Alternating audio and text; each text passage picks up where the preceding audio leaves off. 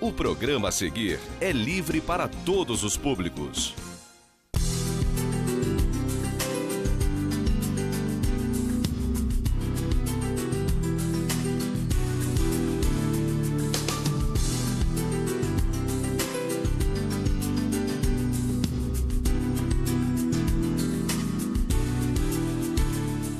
Boa noite, meus amigos. Estamos aí começando mais uma edição do Muito Mais Saúde.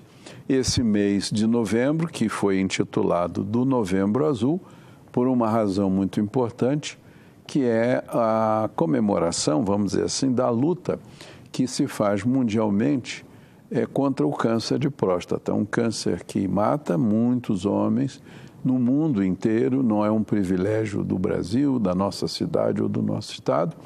É uma doença silenciosa que só tem uma forma de diagnóstico, que é através do exame feito por um médico urologista, que é o especialista nessa matéria, e é preciso que os homens procurem o urologista, principalmente a partir dos 40 anos. Você não sente nada e muitos só vão descobrir a doença quando ela já está avançada e já não é uma doença só da próstata. E hoje nós convidamos um colega que vocês já conhecem, é um colega urologista, também especializado em sexualidade humana, que é o Dr. Rodrigo Barros, que está aqui conosco e vai nos ajudar muito a falar sobre esse assunto. Rodrigo, boa noite, amigo. Boa noite.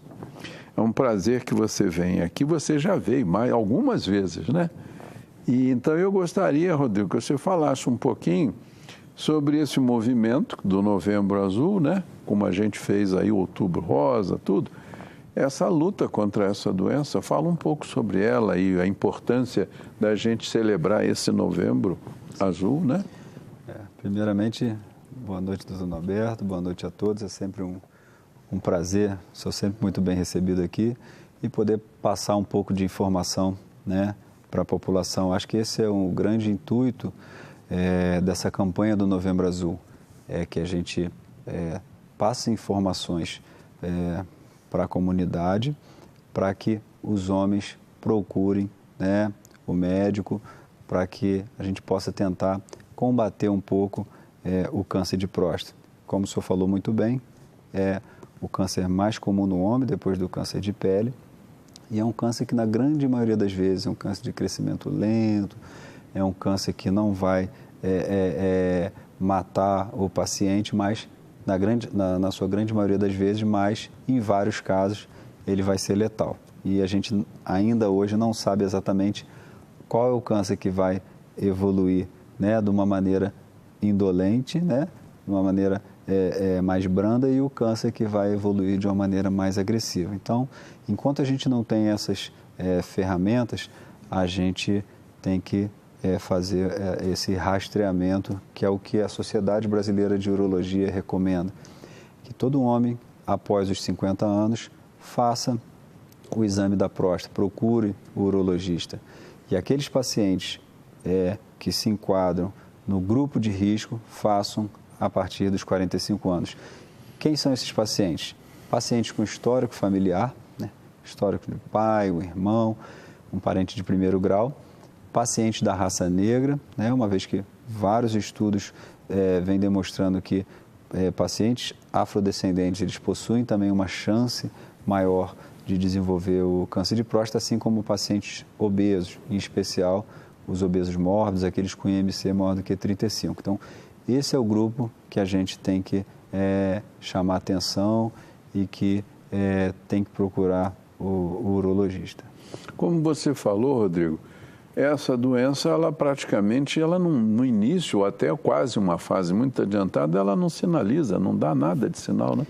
O paciente ele vai ter sintomas numa fase mais avançada, né? Quando o paciente tem um sintoma ligado à próstata, né, ele tem uma dificuldade para urinar, o jato é fraco, acorda muitas vezes à noite, esses sintomas, na sua grande maioria das vezes, está ligado à hiperplasia benigna, ao aumento benigno da próstata, né? A próstata cresce e obstrui o canal de saída. No entanto, quando o paciente ele vai sentir né, ele tem algum sintoma ligado ao câncer de próstata, geralmente já é uma doença mais avançada, onde já existe metástase óssea, a doença já está espalhada. Por isso que a gente não deve esperar que esses sintomas apareçam. A gente deve fazer o exame rotineiramente e o que é preconizado é que seja feito a cada ano o exame de PSA, que é o exame de sangue, e o exame digital retal, chamado do conhecido toque retal. O pessoal comenta muito, até os colegas médicos, mas a população muitas vezes pergunta, doutor, por que eles falam que o câncer de próstata é uma dessas doenças silenciosas? Né? Eles perguntam isso. Né? Por que a gente pode responder a eles por que ela é silenciosa? Como a hipertensão, como a diabetes, quer dizer, não dão sinal, né? Não avisam. Isso é o comportamento biológico da doença. Da mesma forma que se o senhor me perguntar, por que um homem tem câncer de próstata? A gente não tem uma causa muito bem estabelecida. A gente tem fatores de risco que estão ligados a isso, como a gente mencionou aqui, hereditariedade, a raça negra, a obesidade familiar e a idade. Né? Depois dos 65 anos, a incidência ela é muito maior. 1 a cada 6 homens vai desenvolver um câncer de próstata. Então, é uma doença extremamente prevalente, né? E por isso, esse programa do Novembro Azul, por isso as campanhas de rastreamento que se justificam, né? Alguns anos atrás, algumas entidades que tratam de câncer, ligadas ao câncer nos Estados Unidos, começaram a questionar o uso do PSA, o uso do toque, o rastreamento, uma vez que muitos desses pacientes não vão morrer de câncer de próstata, mas um estudo recente ele colocou que de 1990, tá?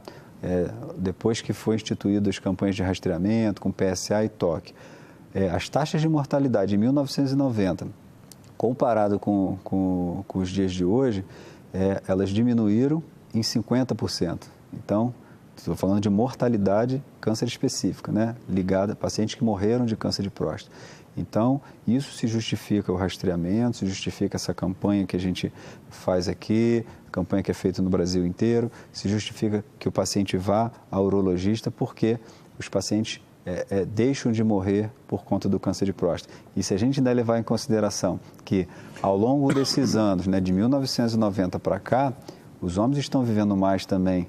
Em 1990, o homem muitas vezes tinha um infarto fulminante e hoje o homem, qualquer dorzinha no peito, ele vai na emergência, já dosa lá uma enzima que vai dizer que ele está infartando, ele já sobe, já coloca o stent e ele sai vivo dessa história. Então, os homens estão envelhecendo e a mortalidade está diminuindo porque é feito essa campanha de rastreamento. Eu uma vez, não me lembro aonde foi, Rodrigo, acho que foi numa dessas revistas médicas que a gente recebe, né, de laboratórios, o sujeito colocando que num certo país também, não sei onde foi feito, os colegas pediram autorização a famílias de homens falecidos de causas naturais, acima de 80 anos, para retirar a próstata para estudo. Muitas famílias não se opuseram, não, é para o estudo, é para o bem, pode. E numa quantidade, numa percentual assim grande desses homens, acima de 80 anos, havia o câncer de próstata instalado, mas ali localizado. E eles estavam concluindo que o câncer de próstata fazia parte da história natural da glândula, da próstata. Esse estudo, ele colocou aqui, esse é um estudo clássico, né, que colocou que 40% dos homens, depois dos 50 anos, eles, na autópsia, tinham um câncer de próstata, um foco de câncer de próstata. E depois dos 80 anos, 80% deles tinham foco de câncer de próstata. Só que aí a gente está vendo uma amostra, que a gente chama de uma amostra viciada. Por quê? Porque você está vendo pacientes que morreram de outras causas. Você não está vendo pacientes que morreram do câncer de próstata agressivo. Né? É óbvio que aquele paciente que, depois de 80 anos, você descobre um câncer de próstata, é uma evolução natural. Se nós formos viver 100 anos, todo mundo vai viver com câncer de próstata e vai morrer de outra causa. Não é à toa que a própria Sociedade Brasileira de Urologia recomenda que, após os 75 anos, naqueles pacientes que têm uma expectativa de vida provável com menos de 10 anos, você também não deve ficar mais fazendo PSA, fazendo toque, investigando, porque ele não vai morrer do câncer de próstata. Ele vai sofrer mais com o estresse do acompanhamento, do toque, da biópsia, do que da doença. É verdade. Então, existe muita questão de bom senso. No caso, a mesma coisa ocorre com as mulheres nas pesquisas para câncer de mama. Uma mulher acima de 70 anos, 75, um exame clínico, físico no consultório, você vê uma mama normal, não há uma história familiar de câncer de mama, você não vai ficar angustiando, né? Vai lá fazer uma mamografia, vai para um aparelho de ressonância, porque a incidência naquela faixa etária é muito pequena e são mulheres que não têm mais um tecido adequado para desenvolver o câncer. É a mesma coisa com o homem, né? Angustiar e levar o indivíduo a um estresse brutal, né? Esses questionamentos são importantes, tem muitas dúvidas a serem respondidas. A verdade é que, de uma maneira geral, essas campanhas de rastreamento mostram que, para você salvar uma vida, você tem que tratar em torno de 70 pacientes. Então, em termos de custo, por vezes não se justifica isso em termos de medicina pública, né? Se você está num país como o Brasil, no Rio de Janeiro, onde as pessoas morrem de tiro, morrem de fome, morrem de diversas outras causas, de nutrição. Será que realmente é importante você gastar tanto com o paciente, com medicina pública, lá fazendo PSA para cada 80, 70 tratados, você salvar um? Só que, se esse um for eu, sou 100%, entendeu? É verdade. Para mim é 100%. Para você Então, acho que a gente tem que individualizar, entendeu? Acho que as pesquisas têm que evoluir mais. A gente ainda está longe de ter um marcador ideal para o câncer de próstata. O PSA ainda falha muito. O próprio toque retal, ele deixa de detectar 40% dos casos de câncer de próstata. O PSA, 20%. Por isso, são ferramentas que não devem ser utilizadas isoladamente, né? Elas devem ser somadas para que a gente ganhe mais na nossa detecção do câncer de próstata. A gente vê muitos pacientes, a esposa, eu no caso atendo só as mulheres, e diz, meu marido, doutor, está radiante, e esse final de ano vai ser uma beleza, ele fez lá o PSA, estava normal, ele disse que está bom, que é o que ele queria, quer dizer, como você falou, não se pode usar isso isoladamente. De maneira nenhuma. 75% dos cânceres de próstata, ou seja, a grande maioria deles, está localizado na região periférica da próstata, né? Acessível ao toque. Então, quando você faz o toque, se ele tiver um câncer de próstata, a chance de você detectar é grande, entendeu? E 20% dos casos onde o paciente tem um PSA normal, ele pode ter um câncer de próstata. Então, não é um exame 100%, o toque também não é um exame 100%, mas são ferramentas que a gente tem que utilizar para poder complementar a acurácia Quer dizer, não vale a pena o próprio médico acreditar nem o paciente, né, num exame isolado, né? De maneira nenhuma. Você pode fazer só o PSA. É o que eu coloco todas essas informações, a gente não pode obrigar ninguém. Essa até a recomendação da Sociedade Americana de Urologia, você tem que colocar todos os prós e os contras para os pacientes. Mas, quando o paciente toma essa postura de fazer somente o PSA, ele tem que entender que ele está correndo um risco de estar deixando de detectar um câncer de próstata até 20% dos casos. Entendeu? Então, que ele pode ter um PSA normal e está já vivenciando um câncer na próstata. Um câncer na próstata. Da mesma forma como que é muito comum a gente ver o paciente com PSA elevado e não ter um câncer de próstata. Faz uma biópsia, faz duas, e o PSA está aumentado por outra causa. É um aumento benigno da próstata, pela própria idade, por uma inflamação, por uma falha na hora de colher o exame. Então, existe o PSA, como o próprio nome diz, do inglês, é o antígeno prostático específico, é uma enzima específica da próstata, mas não é específica do câncer de próstata. Então, qualquer coisa que quebre a arquitetura da próstata vai levar a uma alteração no PSA, e não necessariamente só o câncer de próstata. A questão é que, se você está numa situação, o PSA está elevado, você não sabe se é por um câncer de próstata, se é por qualquer outra alteração, somente a biópsia é quem vai poder um indivíduo que teve, na sua juventude, uma infecção, uma blenorragia, uma gonorreia, não tratou direito, tratou mal, ou outra qualquer infecção que afetou a sua próstata, fez ali, vamos dizer, uma prostatite. Isso cronificou e, enfim, isso aí, quando ele fizer um PSA, isso certamente vai alterar o PSA, essa condição de doença da próstata? Pode alterar. Pode alterar, assim como muitos laudos de biópsia de próstata vêm como prostatite crônica, entendeu? Então, existem diversas situações. O que a gente vê mais comumente, paciente com PSA elevado, ainda mais de uma maneira aguda, é a prostatite aguda, né? Causada por diferentes agentes. Infecções, então. Mas eu acho que o importante é fazer o exame. É a ferramenta que a gente tem hoje. São os 2 exames obrigatórios hoje pela as recomendações da Sociedade Brasileira de Urologia, é o PSA e é o exame digital retal. Ultrassom, todos os outros métodos não são obrigatórios, são opcionais. Opcionais. Quer dizer que o PSA não é um marcador de câncer específico da próstata. Ele é o principal marcador que a gente tem para tentar detectar o câncer de próstata, mas ele não é específico. Para câncer, O dia que nós tivermos um marcador específico, aí a gente não vai precisar fazer toque, não vai precisar fazer Resolveu o problema. Porque, como tem na mama, né? Sim, tem. Então, o PSA está lá, está elevado, é igual a câncer, faz talvez a biópsia só para detectar o tipo de câncer, a agressividade dele, acabou. Aí vai dispensar o exame de toque, qualquer outro. Mas, enquanto a gente não tem, nós temos que usar todas as ferramentas uma grande disponíveis. confusão, Rodrigo, entre os pacientes, entre a população em geral, entendendo que o PSA é um agente que marca se tem câncer ou não. Na verdade, você está dizendo, não é específico para câncer. É para qualquer alteração da próstata, mas não para câncer especificamente, né? Exatamente. Tá certo. Meus amigos, estamos aqui conversando com o colega urologista Dr. Rodrigo Barros, e nesse mês chamado de Novembro Azul, onde a gente batalha para esclarecer a população masculina dos perigos do câncer de próstata. Daqui a pouco a gente volta. Sabe-se hoje que para você construir uma casa, você precisa de um projeto, de um arquiteto.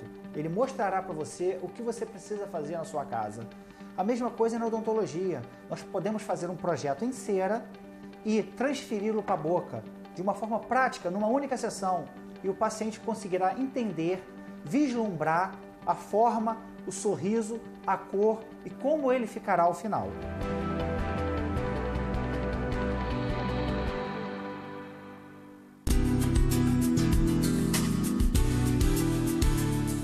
Você tem perda auditiva? A Audioserra tem a solução.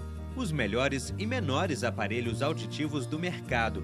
Tratamento de zumbido, recarregáveis, com conectividade e resistentes à umidade. Aparelhos discretos que combinam com você.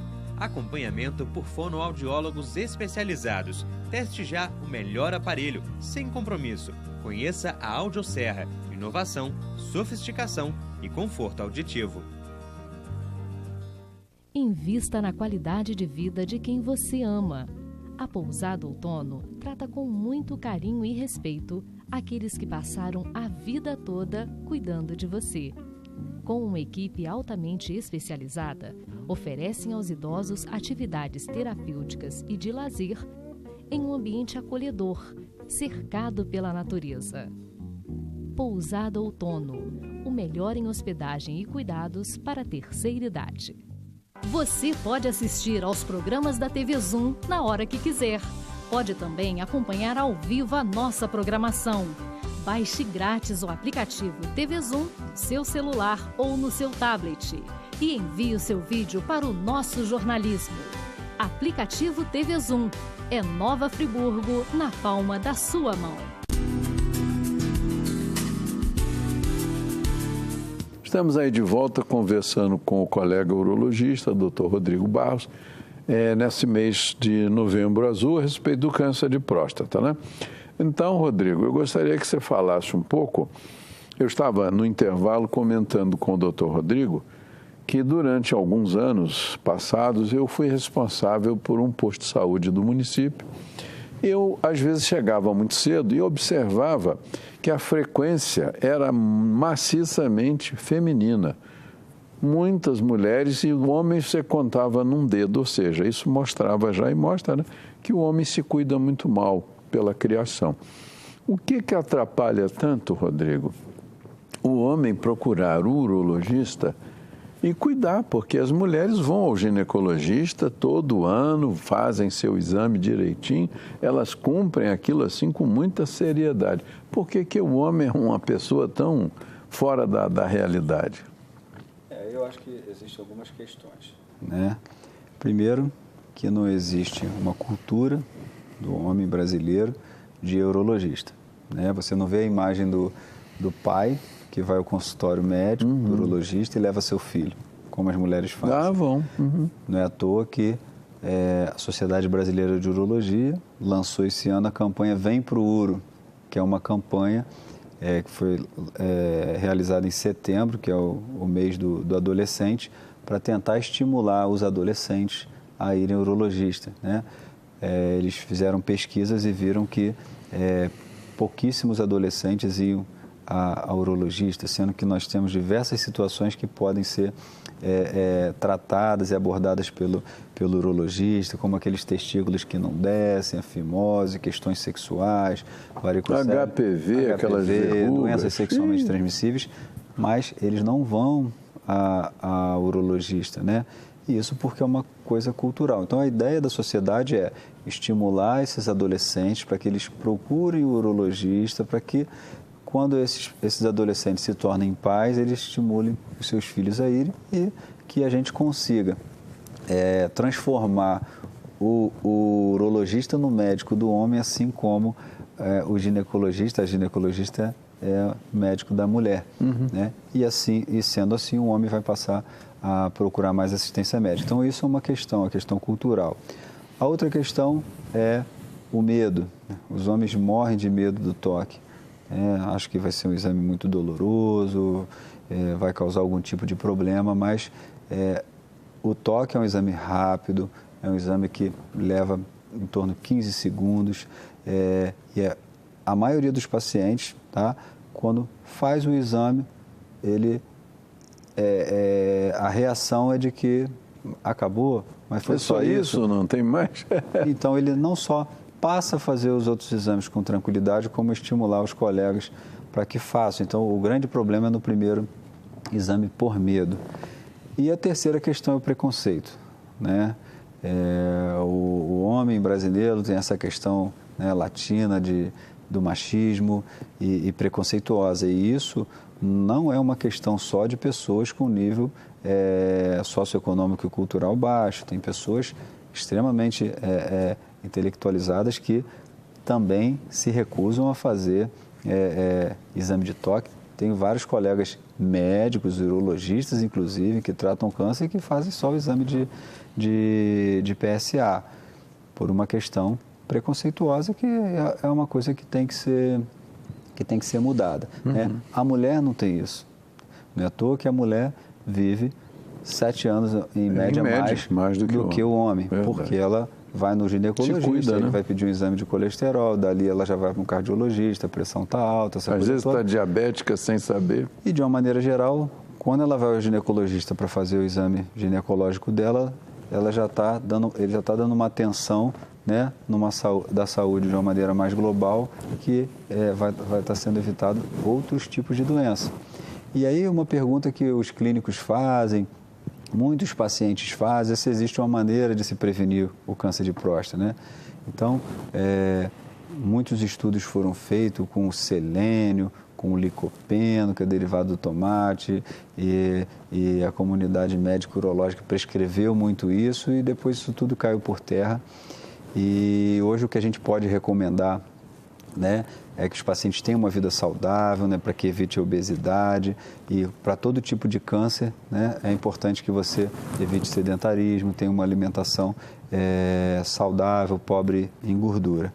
E eu iria além, dizendo essa questão aí da mulher. Eu acho que a melhor maneira do homem prevenir o câncer de próstata, um desfecho ruim do câncer de próstata, a morte por câncer de próstata, é ter uma boa mulher que vai ficar em cima e vai levar ele no consultório, porque a gente vê que muitos homens eles vão ao consultório arrastado pelas mulheres. Quem marca a consulta é a mulher, isso eu vejo de prova lá com minha secretária, a mulher marca a consulta, a mulher vai no dia, porque se bobear ele não vai. É verdade. Eu mesmo já atendi senhoras que dizem, doutor, eu vou trazer o meu marido aqui numa consulta dessa, mas não vou falar com ele, pelo amor de Deus.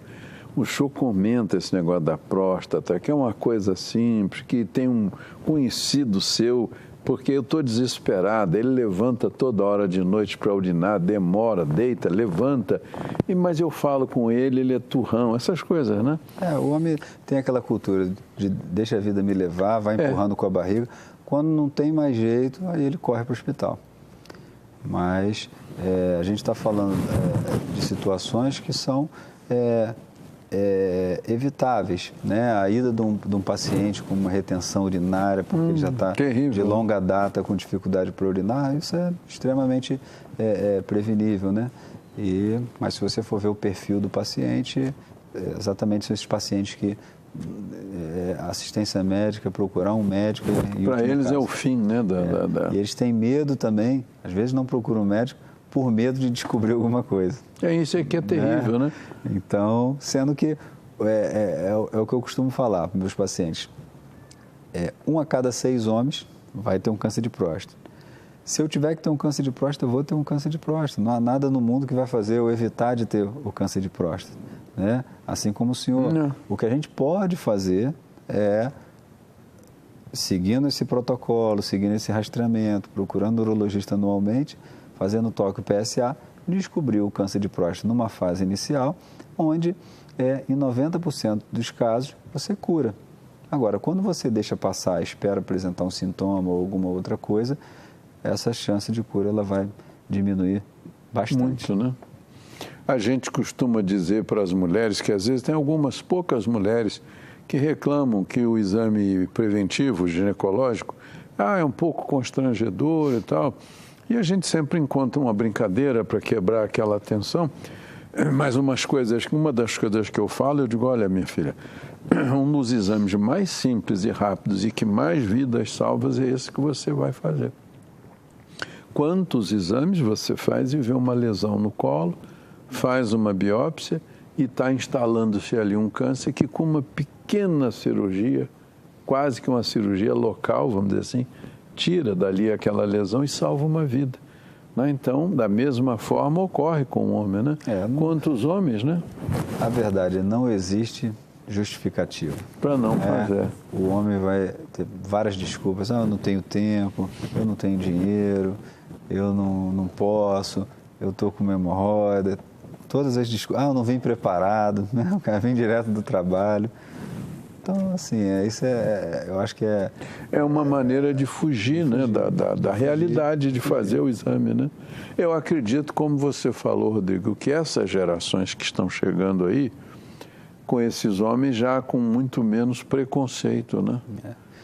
E uma coisa a gente tem que concordar aqui, né? Essa geração hoje, né? Você pega hoje uma criança, por menor que ela seja, ela está lá, entra no celular, no tablet, na internet. Então, hoje todo mundo tem acesso à informação. Isso que a gente está falando aqui, só no celular. Você pega um garoto desse, fala alguma coisa, eu já vi isso aqui no meu celular, entrei na internet e vi. Exatamente. É óbvio que a gente tenta massificar isso, a gente tenta, né, fazer a nossa parte, mas dizer que nunca ouviu falar em câncer de próstata, dizer que o câncer tem que ir no médico, isso tudo.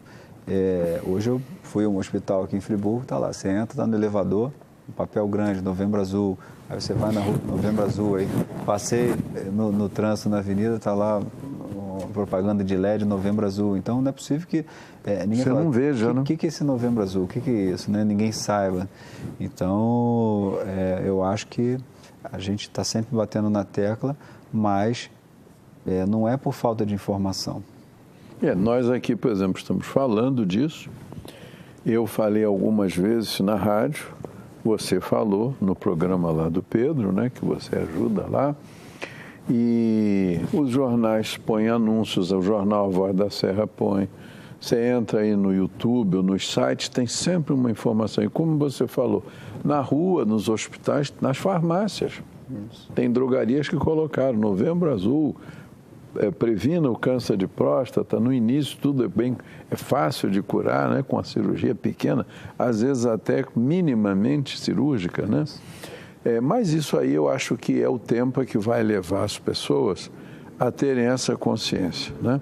Hoje, por exemplo, a gente tem uma consciência muito grande sobre o mal que o cigarro faz, né? Sobre o mal que o fumante passivo sofre. Se o homem fuma, a esposa fuma junto, se as crianças fumam, né? A mesma coisa, a consciência do câncer de próstata, ela não tem saída. Isso é interessante, né? A gente vê essas mudanças de paradigma. Eu tenho 42 anos e eu me lembro quando eu era criança, você tinha aquelas propagandas do Marlboro, né? Meu pai, os outros homens falavam, como se quando eles eram adultos jovens, né? Era chique fumar, aquela coisa. O mocinho do cinema fumava. Os galãs fumavam. E depois de muita campanha, hoje você quase não vê ninguém fumar no cinema. A pessoa que fuma, todo mundo olha de cara feia, né? Então eu acho que isso é uma coisa bacana. E outras coisas que vão mudando. Se você for parar para pensar também, o que era natural, né? Você tinha lá o vovô, a vovó. O vovô sempre morria antes da vovó. Não é? Dificilmente, você já esperava isso, né? Vai morrer. E hoje não existe tanto isso, né? Embora a mulher ainda viva mais, mas a tendência é que eu acho que vai viver mais e tem que viver mais quem se cuida mais, né? É óbvio que tem a questão genética também, tem pessoas que têm uma genética melhor, mas tudo que você faz aqui é igual um cartão de crédito, você vai pagar lá na frente, né? Então, se você se cuida, né? Hábitos salutares, né? Saudáveis, de vida. Então, com relação à próstata, eu acho que existe muito essa questão também de conscientização. Uhum. Meus amigos, estamos aí terminando o segundo bloco desse programa do Novembro Azul sobre o câncer de próstata, conversando com o colega urologista, Dr. Rodrigo Barros. Daqui a pouquinho a gente volta.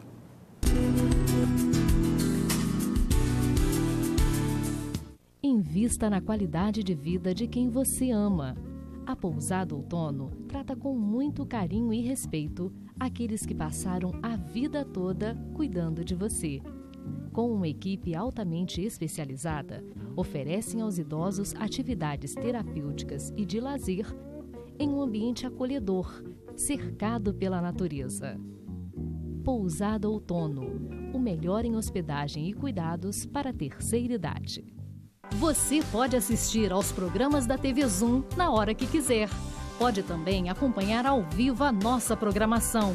Baixe grátis o aplicativo TV Zoom no seu celular ou no seu tablet e envie o seu vídeo para o nosso jornalismo. Aplicativo TV Zoom é Nova Friburgo na palma da sua mão. Uma das dúvidas mais comuns no consultório odontológico é o que fazer quando um dente fratura na boca. Tá comendo um alimento, o dente quebrou. O que eu vou fazer? Calma, não se desespere. Com a tecnologia que nós temos na mão hoje, o CEREC, nós conseguimos em 1 hora de atendimento restaurar o seu dente.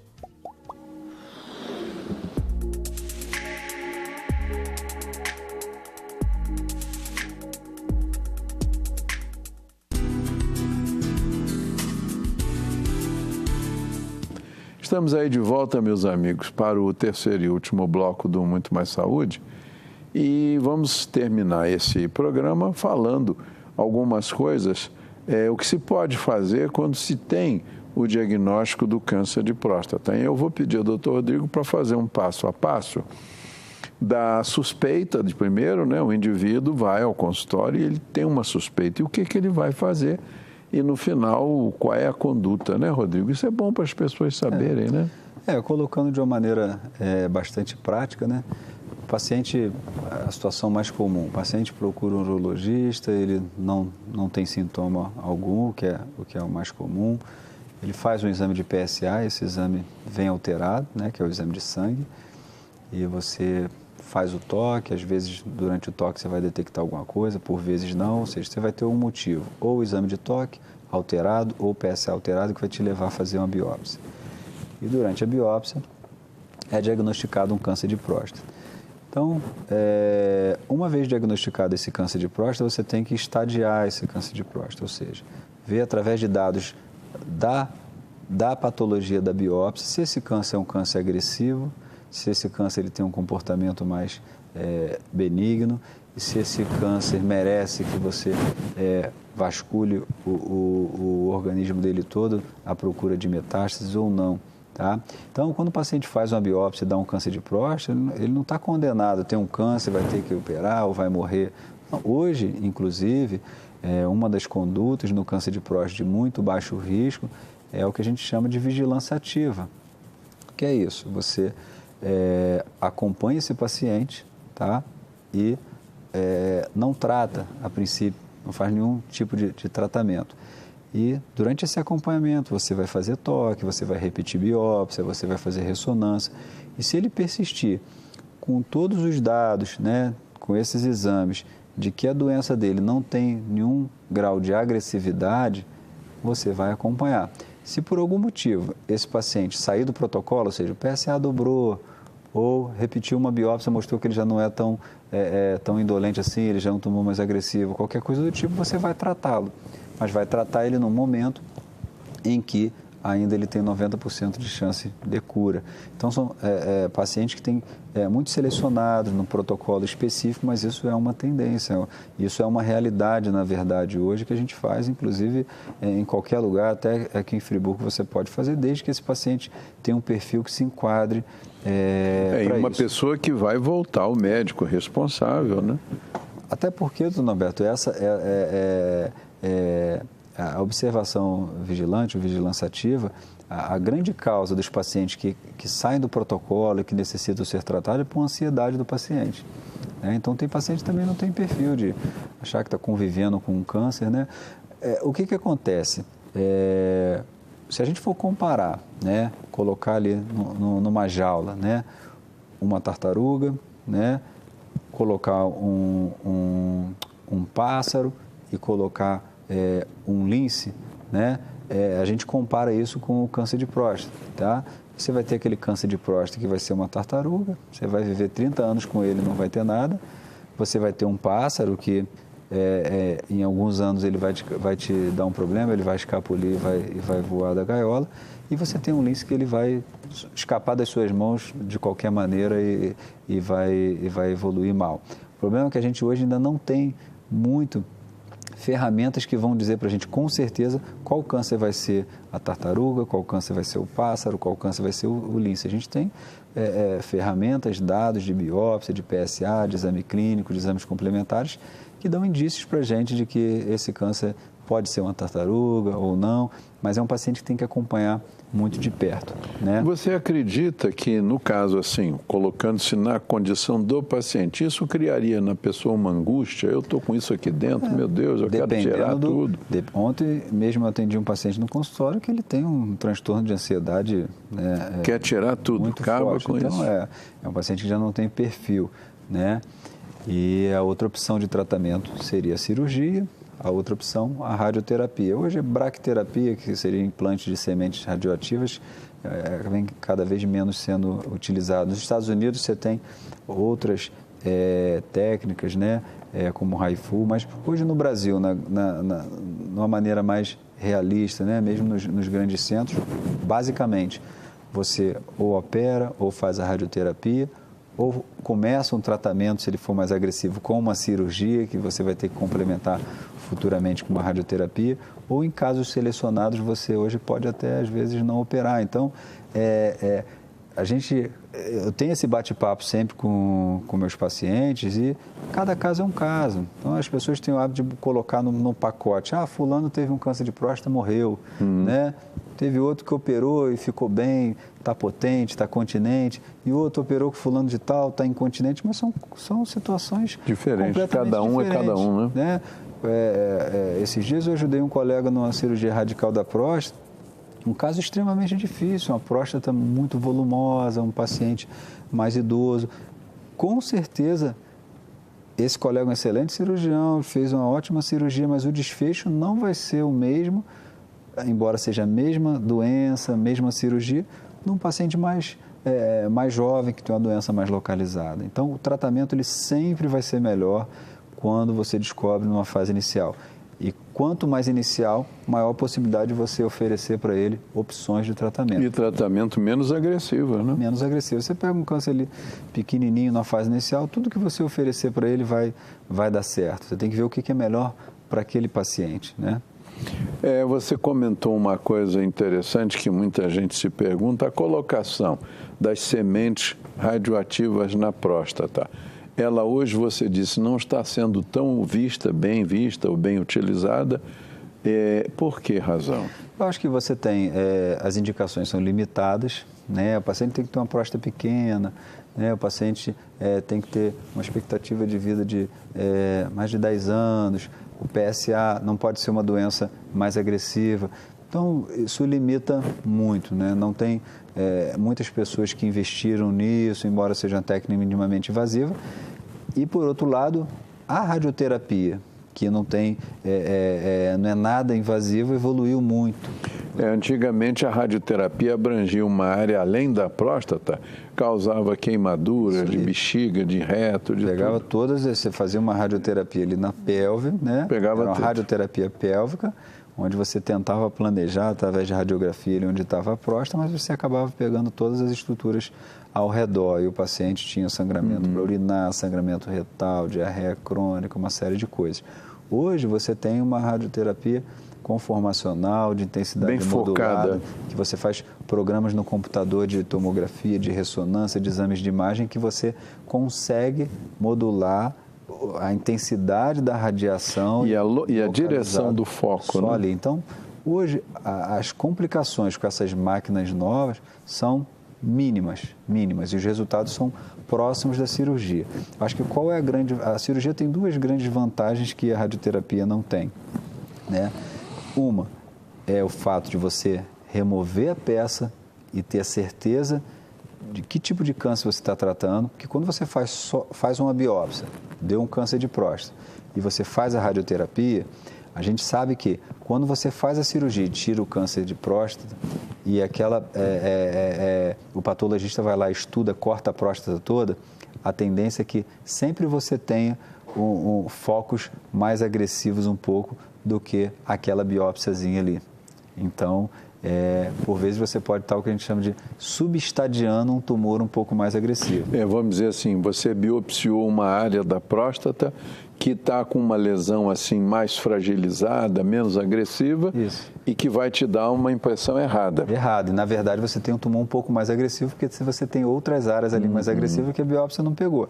E na cirurgia você tira. Então, quando você tira a próstata, você tem a real certeza de que tipo de tumor você está lidando. O paciente tem. Então, eu acho que essa é uma vantagem. E a outra vantagem é que você começa o tratamento com a cirurgia. Se esse paciente tiver uma recidiva, a doença voltar, você complementa com uma radioterapia. Quando você faz uma radioterapia como primeira opção e aí você passa e a doença volta, você fazer uma cirurgia de resgate é muito complicado. Aonde foi feita a radioterapia, é uma você não tem mais plano, você tem aderência, fibrose. Então você acaba fazendo um tratamento paliativo. Por isso que você tem que individualizar um paciente. Se eu tenho um paciente 77 anos, já tem vários stents no coração, toma anticoagulante, não sei o quê, deu um câncer de próstata que não é muito agressivo, para que eu vou operar esse paciente? Né? Se a radioterapia vai dar um resultado muito próximo. Agora, se eu tenho um paciente com 50 anos, com expectativa de vida de pelo menos 30 anos, a minha preocupação maior é em curá-lo. Então, eu tenho que ser agressivo também no tratamento. Mas, com a evolução da radioterapia, eu acho que os resultados estão ficando muito, muito próximos, entendeu? Sim, e principalmente beneficiando o paciente. Beneficiando. Hoje, a tendência na medicina hoje é tentar fazer tratamentos cada vez menos invasivos, né? Então, a radioterapia busca isso, o próprio HIFU que vem sendo feito nos Estados Unidos, que a terapia focal vai lá só naquele foco da próstata. A própria cirurgia robótica também veio um pouco com esse propósito. Ainda existe muita discussão se realmente ela traz tanto benefício assim ou não. O benefício maior da robótica seria o quê? Uma cirurgia mais controlada, mais dirigida? Olha, quando a robótica surgiu, todo mundo achou que ia ser, né, a revolução. Solução. Foi feito muito marketing em cima disso e isso também gerou um número muito grande de processos, né, contra os médicos, porque prometia-se um resultado que, na verdade, não existia.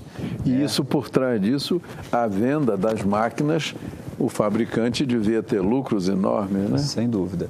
Então, hoje, tá, o que existe os estudos mais recentes mostrando que os resultados são bastante semelhantes em termos de continência, em termos de potência, tá, em termos de cura do câncer.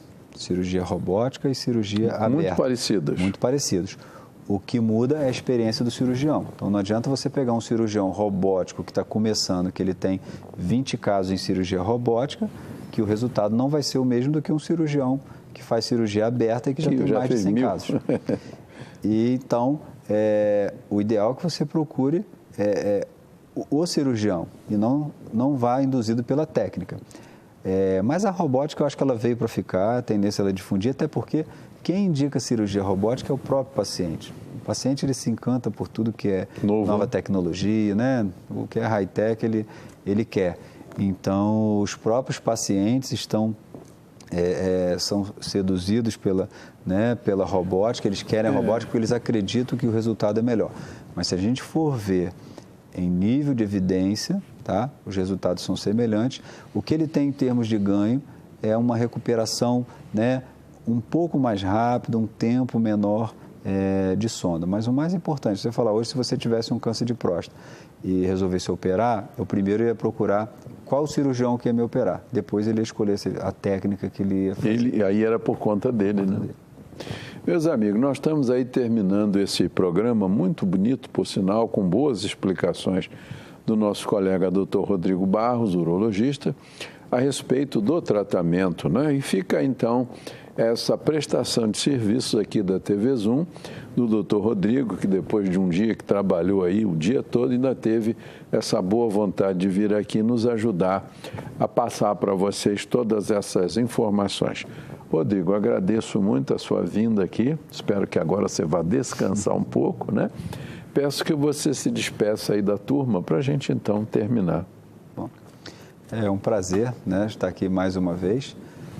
Para mim é bastante gratificante poder não só estar aqui com o senhor e poder estar passando essas informações, até porque a gente tem um feedback, depois a gente encontra, né, as pessoas na rua, os colegas, e as pessoas ficam bastante agradecidas. Eu acho que esse é o nosso papel, né, como médico, de também poder passar informação para a comunidade. E prestar essa ação social, vamos dizer assim, né? Meus amigos, desejo a vocês uma semana com saúde e paz. E você, mulher, você, senhor idoso, fala para o seu filho acima de 40 anos, se existe na família de vocês casos de câncer de próstata, estimule que ele procure, porque, como o doutor Rodrigo falou no início, tudo tem chances maiores de cura. Um abraço para vocês e até a semana que vem.